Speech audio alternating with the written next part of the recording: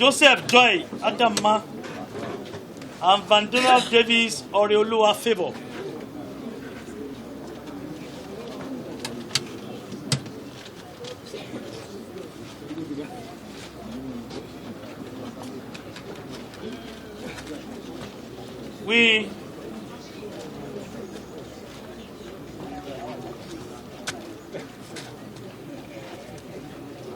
This case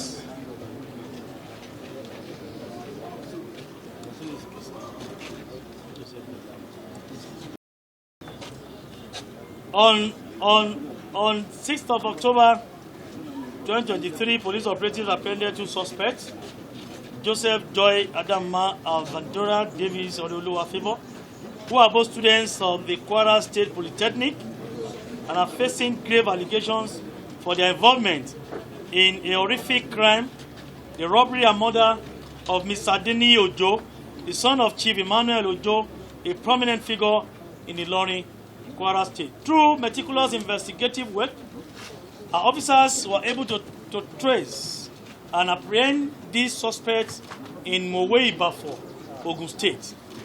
In the tragic incident, the dude tied the deceased under the guise of having a sex wrong and demanded money from him. But when he was not forthcoming, they resorted to drugging and suffocating him, leading to his untimely demise. They have been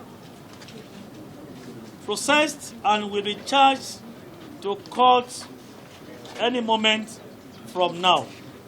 These, I think, they are students of this school.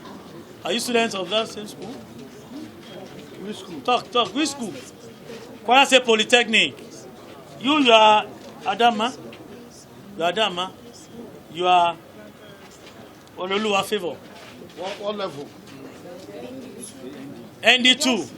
You hail from where? Which town? You are from Benue State. You? Kwara State. So how did you get to Mowe-Ibafo in Ogun State? You finished school.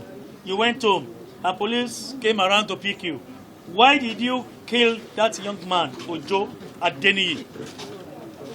We only had the intention of stealing cash or valuables from him because I told you we only had intentions to steal cash or valuables from him because he was already asking me out from when I worked in his clubhouse last year because I didn't want to have sexual relations with him.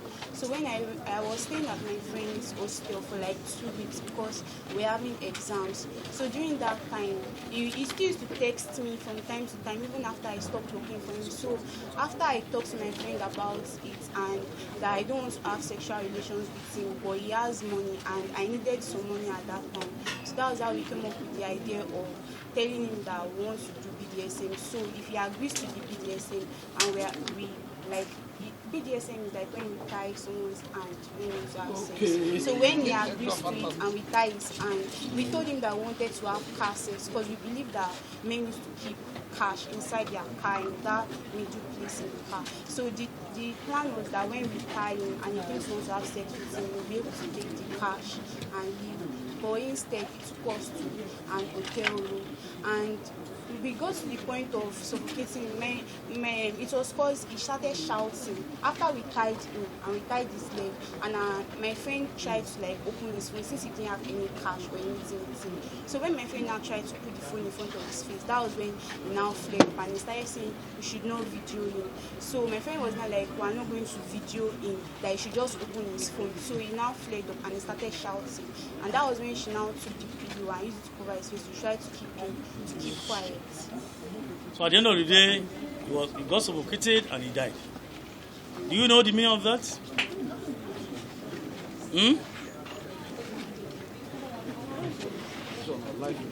Answer me now. Do you know the meaning of that? You have killed a human being. And you know in the law, it's an offense to kill a human being. It is called murder. And that's why you are here and have been charged with murder. Because a young soul is lost.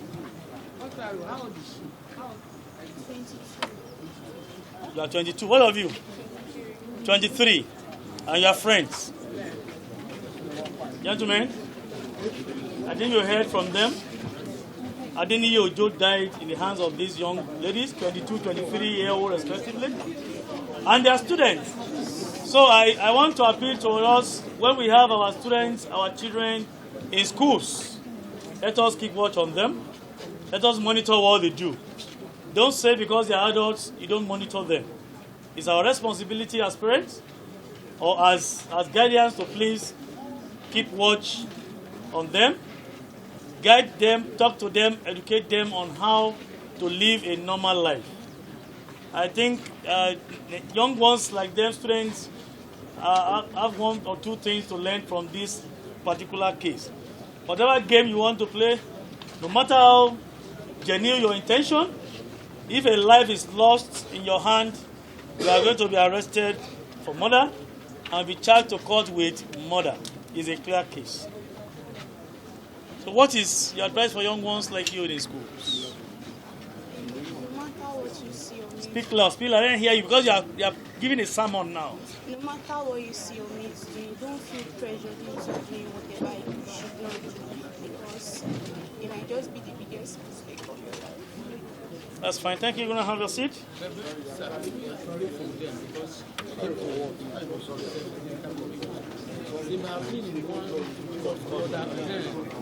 Are you a member of any court group?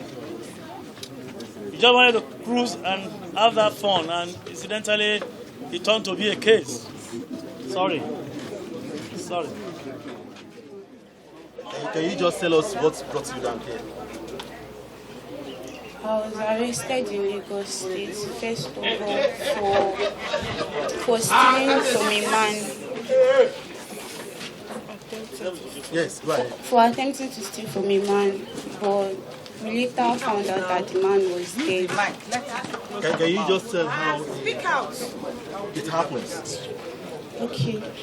I worked for him in his clubhouse last year for about 3 months, until the clubhouse got shut down by the government. So on the first day that I submitted my CV to his hotel for the job, he copied my number off my CV and he called me and he told me that he wanted to have he wanted a relationship with me.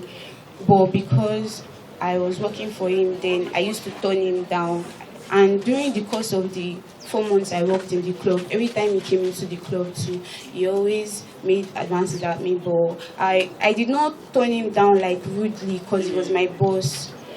And then when the club got shut down, I stopped working. Then later I worked like down at the bar for like a month and a week until I now stopped working by myself. I resigned by myself.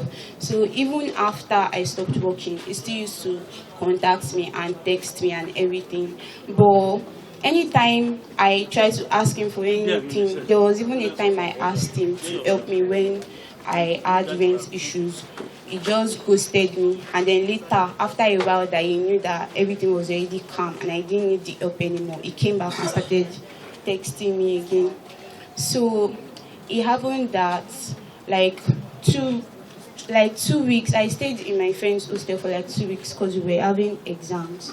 So during that time, he still used to text me. So like he even called me one day like that and he said he wanted to see me. So I talked about the man with my friend and I told her that I don't want to have like any sexual relations with him at all. But at that time, I was also in need of some money for some personal stuff that I wanted to sort. So that was where the idea of like stealing cash from him, like maybe from his car, because mostly people used to like have cash inside their car, in the middle place of their car. So the idea was that like if he agrees to do BDSM with us, BDSM is like the kind of sex where you tie the person's hands and legs. So while his hands and legs are tied, we can like take cash or whatever valuable we can find and live with it. But it turned out that day, even when we went to see him that day, when he asked us to come, we even talked to him about needing jobs, but he told us that he did not have any jobs available at the time. But with time that he will be able to find something for us. And he also liked my friend that day. He was even like, he was telling my friend that he likes her and he wants to sleep with her and everything. Basically that day he was like proposing that he wanted to like have sex with the both of us. So we now proposed the car sex to him, and he agreed, and the BDSM too, he agreed. He was even telling us already from the garden about how he was going to deal with us and everything when we get inside. Although we were not bothered because we knew we were not planning to have sex with him, and we just wanted to like take his cash and leave. So it now turned out that it started raining. So instead of us going to the car, he now told us to go across to a building that was across the garden where we went to meet him. So when we went inside, we were waiting at the reception, and then he just came and he started going inside, and we were following him. Then it turned out that it was a room. Like, we didn't know that the guest house that was there, maybe he works there or he owns it. So when we went inside the room with him, my friend went inside. She excused herself and went inside the toilet, and I joined her inside the toilet. So while we were inside the toilet, I explained to my friend that his car sex that we wanted to do, this one that he has brought us into the room, what are we now going to do now about it? So she was like, I should be calm. We went back inside with the man, and because he already had eyes and attention for my friend before, he started touching her. Immediately we came out, and he carried her and placed her on the table. He removed his shirt, like he got naked, and he got on the bed. Then I got on the bed with him. He allowed my friend tie his hand and tie his leg. He was even the one that raised up his leg for her to tie him.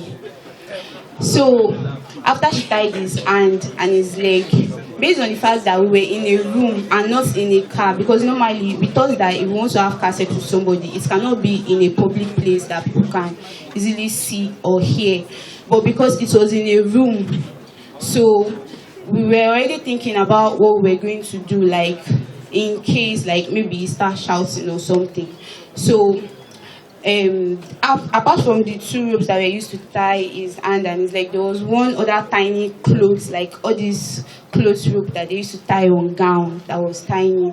So after my friend tied his leg and his hand, and she placed the rope in his neck, so I had this small cloth I used to tie on my head, like small handkerchief I used to tie on my head, like a scarf. So like after, because my friend already tied his leg and his hand, so my own turn was to like try to put the handkerchief in his mouth so that that small rope, I can use it to like close it so that in case if he wants to shout, he won't be able to shout. But because I panicked and I freaked out, when I put the clothes in his mouth, he removed it and he told me that he did not want it. Then me too, I now took the clothes and I put it in my mouth and I told him that it's because we don't want him to moan too loud, that's why. But he refused. So during after that time that I refused to put the clothes in his mouth, I just like left him because I also panicked. That was why I could not tie the clothes in his mouth. So during the course of me being on the bed and just harassing him and everything, my friend went to the bag.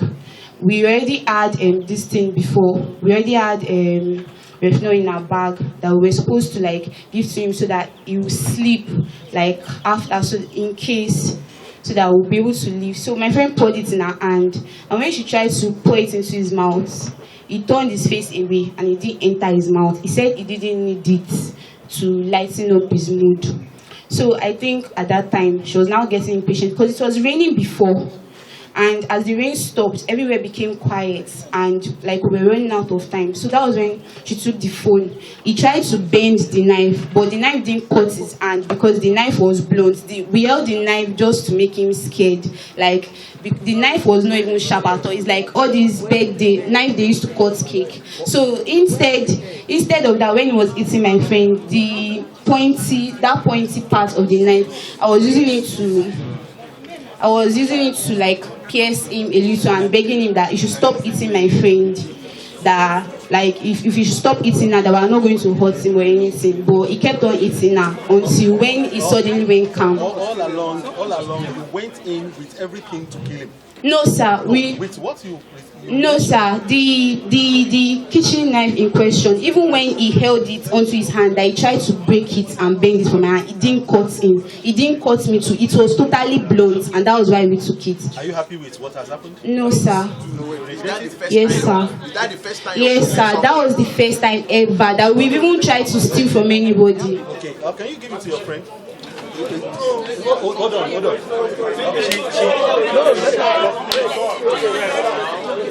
She just narrated.